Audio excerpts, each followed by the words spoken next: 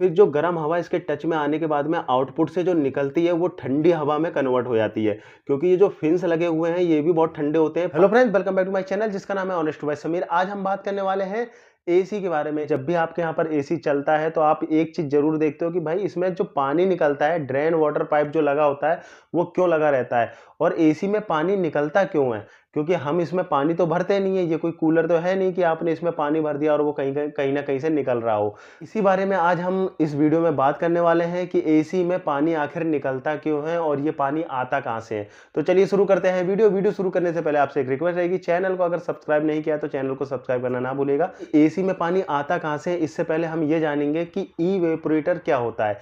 क्योंकि इवेपोरेटर अगर आप जान लेंगे तो आप समझ जाएंगे कि एसी में जो पानी है वो आता कहाँ से। तो देखिए, इवेपोरेटर में क्या होता है कि कुछ कॉपर के पाइप होते हैं जो कि स्पाइरल फॉर्म में इस तरह से लगे होते हैं।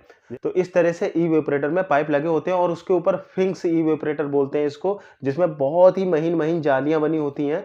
तो होता क्या है कि जब भी कंप्रेसर चलता है तो ये एसी में जो गैस होती है वो पूरे पाइप में रोटेट करती है। जिस तरह से हमारा जो दिल है ना वो ब्लड को रोटेट करता है सारी नसों में, पूरी बॉडी में जैसे ब्लड को सर्कुलेट करता है, इसी तरह से जो कंप्रेसर होता है वो एसी के अंदर गैस को सर्कुलेट करता है। अब एसी चलाते हैं तो इवेपोरेटर होता है बहुत ही ठंडा, जो कि इंडोर यूनिट में लगा होता है। आपके कमरे में जो यूनिट लगा रहता है एसी का, उसमें इवेपोरेटर लगता है। तो बेसिकली आपको जो ठंडी हवा आती है ना वो इवेपोरेटर से गुजर के ही मिलती है। ब्लोवर जब चलता है तो आपके कमरे की गर्म हवा को खींच के, और जब आउटपुट देता है ना तो वो इवेपोरेटर से टकराती हुई हवा आती है आपके कमरे में, इसलिए आपका कमरा पूरा ठंडा हो जाता है। तो इतना तो आप समझ गए होंगे कि आपको ठंडी हवा कैसे मिलती है। अब बात करते हैं कि एसी के अंदर पानी आता कहां से है। एसी के अंदर पानी आने का सबसे बड़ा रीजन रहता है इसका इवेपोरेटर। जैसे कि आप मान के चलिए, फ्रिज में से बहुत ही ठंडी बोतल निकाल कर लेके आते हैं, उसको जब आप अपने कमरे में रख लेते हैं तो जब फ्रीजर में रखा हुआ होता है, जब तो उसके ऊपर कोई भी बूंद नजर नहीं आती, ना ही बोतल के ऊपर। लेकिन जैसे ही आप उसको कमरे में रखते हैं तो उसके ऊपर क्या होता है, बोतल पे बहुत छोटी छोटी बूंदें नजर आने लगती हैं आपको। तो वो क्या होता है, जैसे ही वो बोतल, जो ठंडी बोतल आपने फ्रीजर से निकाली, जैसे ही वो बोतल आप कमरे में रखते हैं तो कमरे का जो टेम्परेचर होता है ना, उससे क्या होता है, गर्म टेम्परेचर के कांटेक्ट में आते ही बोतल के ऊपर भाप सी जम जाती है, जो कि बूंद बूंद में आपको नजर आती है। तो इसी तरह से क्या होता है, आप एसी चलाते हो तो इवेपोरेटर जो होता है ना वो बहुत ही ठंडा होता है। उसके जो पाइप होते हैं वो बर्फ के जैसे ठंडे होते हैं। उसकी जो फिंग्स होती है वो भी बहुत ही ठंडी हुई होती है। प्रैक्टिकली हम जानेंगे कि एसी के अंदर से पानी निकलता क्यों है और एसी पानी क्यों बनाता है। तो सबसे पहले आप इवेपोरेटर देख लीजिए। प्रैक्टिकली ये रहा इवेपोरेटर।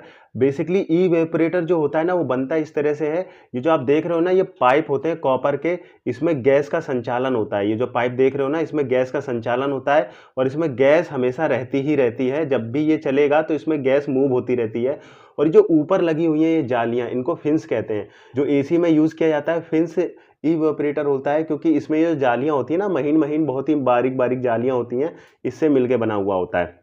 तो इसमें पानी जो है वो इस तरह से बनता है कि इसके अंदर जो ब्लोवर लगा हुआ है ना, जब भी आप एसी ऑन करते हो तो सबसे पहले ब्लोवर चलता है। ब्लोवर क्या करता है कि आपके कमरे की हवा को खींचता है, और कमरा कैसा है आपका, गर्म। ब्लोवर जो है गर्म हवा को खींचेगा, और जब इसके टच में आएगी वो गर्म हवा, तो टच में आने के बाद में वाटर जम जाता है इन पाइपों के ऊपर, और ये फिंक्स के ऊपर वाटर की परत जम जाती है, छोटी छोटी बूंदें जम जाती हैं पानी की, जो वाटर ड्रेन पाइप लगा होता है उसके जरिए वो बाहर निकल जाती हैं।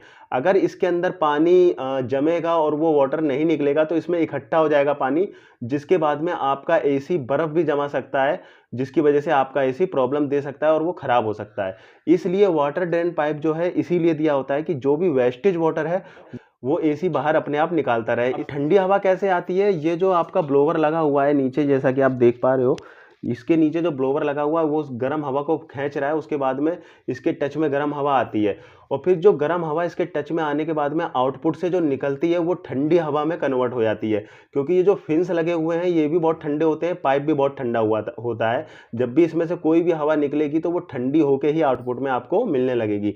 तो जब ये ठंडी हवा आपको आउटपुट में मिलती है तो वो कमरे के अंदर आती है, और कमरे के अंदर जितना भी सामान रखा होता है इंक्लूडिंग यू, वो सारी ही चीज़ें ठंडी हो जाती हैं। तो इस तरह से ये एसी जो है काम करता है, और वाटर इसीलिए बनता है आपके एसी में।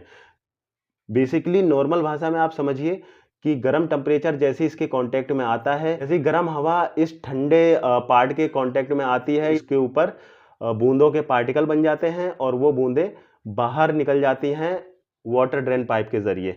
तो इसलिए जो पानी निकलता है ना, वो आपके रूम की गर्मी जो होती है ना, उसको ये सोखता है, सोखने के बाद में उसको बाहर निकाल देता है। तो वो बेसिकली वो आपके रूम की जो हीटिंग होती है ना, उसको निकाल रहा है वो पानी में कन्वर्ट करके। तो आई होप कि आपको ये वीडियो पसंद आया होगा। अगर वीडियो पसंद आए तो चैनल को लाइक एंड सब्सक्राइब करना ना भूलिएगा। Thank you so much video देखने के लिए, धन्यवाद।